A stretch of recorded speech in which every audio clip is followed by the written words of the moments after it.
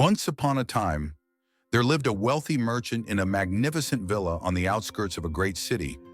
His house was made of the finest marble, his gardens bloomed with exotic flowers, and his storerooms overflowed with gold, silver, and rare spices from across the world. People called him the Fortunate One, but few, so very few, knew how empty his heart truly was. Each morning, the merchant sat on his terrace, sipping the most expensive tea, gazing down at the busy city below. He had everything money could buy, and yet he could not sleep. At night, he tossed and turned, haunted by a single fear, the fear of losing it all. One day, as the golden sun kissed the land, an old wanderer approached the merchant's grand home.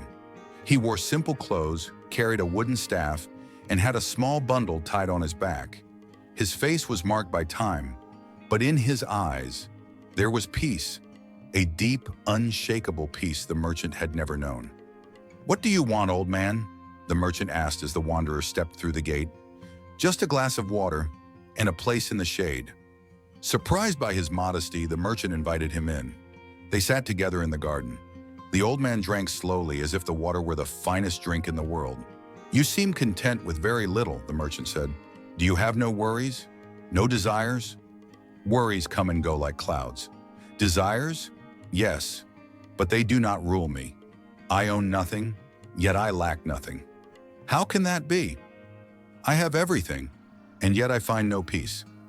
The old man was quiet for a moment. Then he said, "If you wish, I can tell you a story."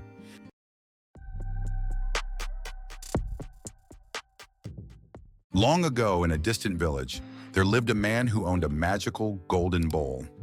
Every morning, it would fill itself with gold coins. He became rich, built a grand house, bought lands, and soon the whole village admired him. But with each coin, his fear grew. What if one day, the bowl remains empty? He stopped talking to people. He hid the bowl. He watched it day and night. Joy turned into worry. Wealth became a prison. One night he heard a sound. Someone was trying to steal it, but it was only the wind. Still, panic gripped him. He ran deep into the forest, buried the golden bowl, and never returned to it. Yet still, peace never came, because even without the bowl, the fear remained in his heart. When the wanderer finished, both men sat in silence. "Are you saying I'm like that man?" "No, you are poorer than him. He still had his bowl, but you haven't felt joy in yours for a long time." The merchant looked down, twisting the golden ring on his hand. "But how does one find happiness? If not in riches, then where? Do you see that tree?" He pointed. "It gives fruit, offers shade, and asks for nothing in return. It grows because that is its nature. Happiness does not grow from what you own, but from who you are." The merchant closed his eyes. The wind rustled through the leaves. The water trickled from the fountain. A bird sang somewhere above. When he opened his eyes, the old wanderer was gone.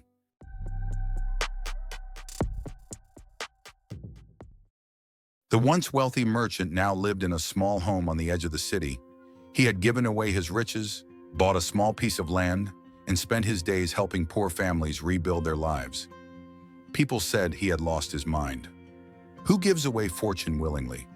But those who saw him smile, his arms around laughing children, his hands dirty from the garden, they knew this man was finally free. And sometimes when the wind passed through the fields, he could almost hear a familiar voice whisper, "Happiness is what you give, not what you have."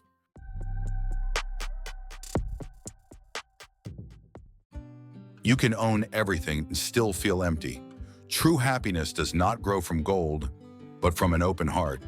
The one who owns nothing yet knows peace is richer than the king who wears a crown of fear.